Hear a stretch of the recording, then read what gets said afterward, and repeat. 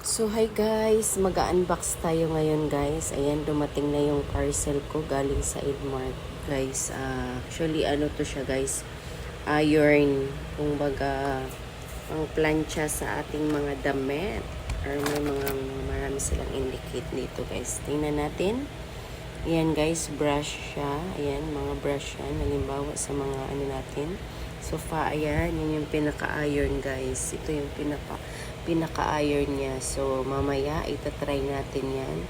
So, check lang natin kung ano yung, diba, hindi ko pa alam. So, anyway, matutunan din natin yan guys. Ayan, yun yung parang sa pants ata.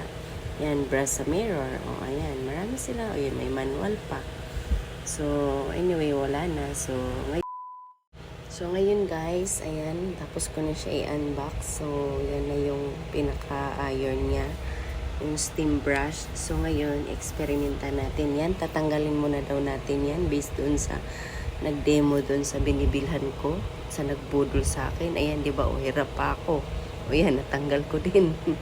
Yung parang silicone na yan guys, dyan yung parang takip yan siya guys. Dyan natin bubuksan para ilalagay natin yung tubig. Yan, tanggalin natin, 'di ba? O tingnan mo guys, akala ko maliit lang yung lagay ng tubig.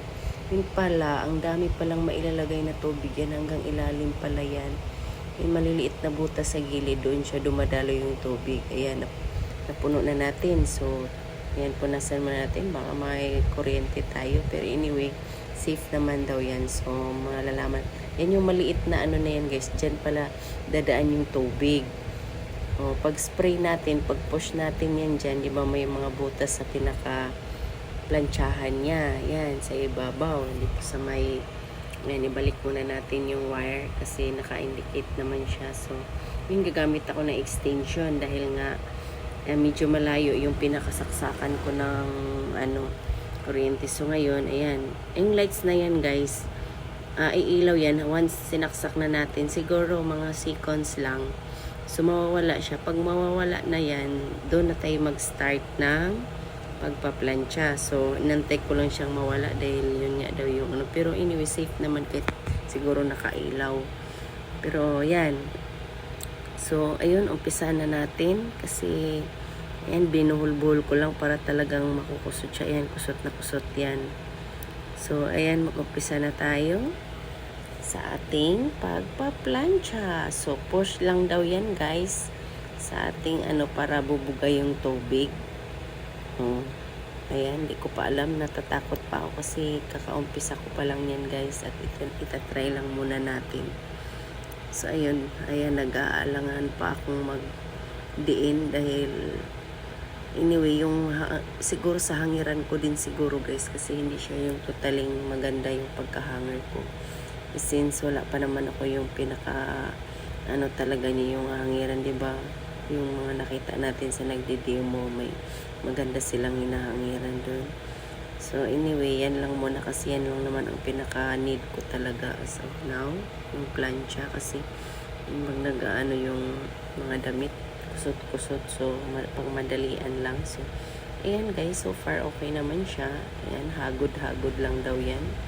So, hindi ko pa rin alam kung paano. So, pinag-aralan ko lang siya. So, hindi ko alam kung spray ako nag-spray dyan ng tubig. So, anyway, yan lang naman yung purpose nun guys. Kasi kailangan natin i-sprayhan din pala ng tubig. Kasi, pag hindi mo i-sprayhan ng tubig, hindi rin siya ng init.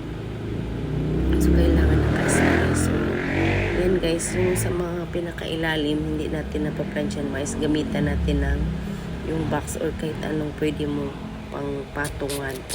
O yan, sa pantalon na tayo guys. Tapos na tayo dun sa blouse. Yan, hirap ako dyan kasi medyo hindi maganda yung niya.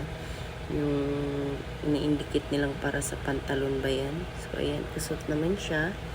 So, ngayon, check natin kung magiging flat ba siya or mawawala ba yung kusot. So, hagod at tayo ulit. Hagod. Siyempre, umpisa ay pa lang natin to guys. Kaka-try pa lang naman natin. So, medyo hindi pa gaanong perfect. So, sa katagalan siguro guys, perfect din natin yan. So, anyway, ayan. ano naman ako, satisfied naman ako dun sa steam brush na yan guys, kasi magaan lang din naman siya, tsaka easy to use nga, 'di ba? Ika nga. So madali lang siya. So yun lang naman yung purpose natin doon. So ngayon guys, tapos na ako sa pantalon. Itong uniform guys, itatry ko yung uniform na yan kasi yan talaga yung pinaka-purpose ko, yung uniform na yan, dahil nga uniform yan ng asawa ko pag nag-duty na pumapasok sa trabaho. Yan yung pinaka-lagi kong inaano na pag nag-use kasi ako ng kabayo, Diyos ko, ang hirap. At saka sira na rin naman yung plancha namin, kaya kailangan talagang bumili na. At ayan, yan nga yung napili ko. So anyway, yan nga. Maganda talaga naman siya guys. So far maganda siya. So ayun, madali lang talaga siyang ipa-plancha. Yan, hagod-hagod lang naman. At yung sa may botones, okay din siya. Mapa-plancha din siya ng maayos. So ayan na siya yung ano. Yung sa pinaka ano guys, ulo, ayan, hindi natin siya mapaplancha kung hindi natin gagamitan ng yung parang papatungan. Either kung anong pwede yung ipapatong. Ang ginamit ko lang kasi muna yung box.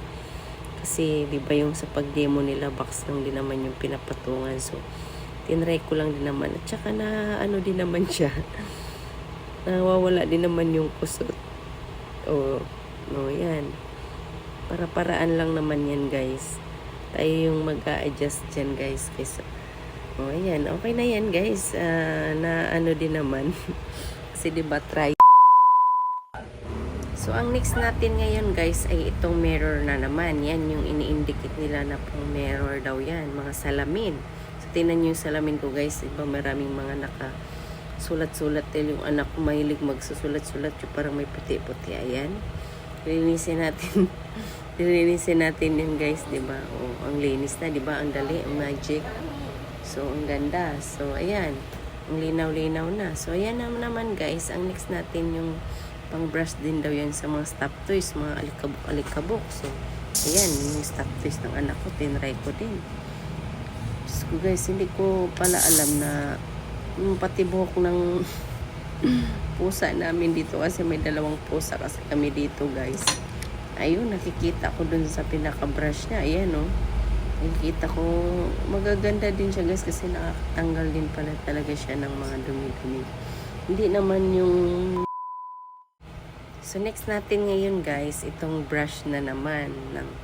Ayan, tinry ko itong sofa namin. Kasi, hindi ko pa kasi ito nabavacuum guys. So, need ko nga din ng vacuum. Kailangan kong bumili ng vacuum. Since ito, itatry ko lang muna din ito dahil ano, pwede naman siya, pero hindi yung totaling lahat talaga ng dumi nito makukuha. Pero guys, tingnan nyo naman yung mga buhok ng mga pusa namin, nakikita ko siya sa brush. Kaya yun, need ko talaga din bumibili ng yung pang vacuum talaga sa sofa, kasi hindi naman siya perfect totally na makukuha dito sa ano na to, brush na to, kasi hindi naman siya yung pang dito talaga na loaded ang matatanggal ang lahat. Pero tingnan nyo guys, ang dami kong nakukuha ng mga buhok ng pusa namin. Ayun, oh, naka ano siya, Diyos ko, need ko talaga ng vacuum siguro guys, pero at least na kukuha-kuhanan siya ng ano, mga buhok-buhok. Pero solid talaga siya guys, ang ganda. Yan. So ayun na nga guys, hello, katapos lang natin mag try ito sa steam brush na multifunctional sa Edmart. So based sa akin na try, okay naman siya kasi 'di ba usually 'di ba sa pangmadalian lang natin na may lakad tayo, so 'di ba parang ano siya, easy to use, or madali lang natin agad-agad siyang magagamit kaysa dun sa may plancha na talagang normal na plancha na may kabayo, ganun, kasi marami pa tayong, although ito naman mayroon din naman siyang ano, kasi maglalagay pa tayo ng tubig, ganun. Pero guys, ang sa akin kasi ingat-ingat tayo dun sa, di ba yung pag-i-spray natin, dun sa damit, mag-start tayo sa pag-spray, di ba, bago siya ma-plancha. Mag-spray muna tayo ng tubig kasi guys, pag hindi rin tayo mag-i-spray pala ng tubig, hindi siya magbibigay ng init dun sa damit. So pag spray mo, kung ilalagay mo yung kamay, maghawak ka, tapos ilagay mo yung kamay mo, pag nabugahan yung kamay mo ng tubig, mainit. So kailangan din pala ilayo natin yung kamay na isa, di ba, i-hanger natin. So kailangan din yung hanger natin guys ay medyo solid din siya, kasi pag nagaganyan-ganyan yung damit, hindi rin siya magiging maayos, hindi rin magiging flat yung damit, hindi magiging maano yung kusot. So kailangan talaga yung solid na paghahangiran dun sa mismong damit.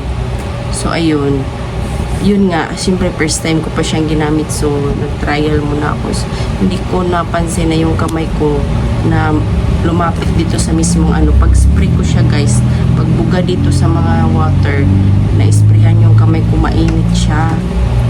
Ay ayun, ingat-ingat lang po tayo dun. So yun lang naman guys so far. Tsaka yung sa mga naka-indicate na mga brush para dun sa mga ano ng mga sofa, halimbawa kung i-ano mo siya, okay naman siya, kunti, makukuhanan lang siya ng kunti, pero hindi yung lahatan siguro, syempre so anyway, ang purpose lang naman natin dito is yung sa damit na mapaplansya siya at madali nating maplansya agad-agad, na hindi na tayo mahirap-hirapan. So pang ano lang talaga siya, yung pang madalian.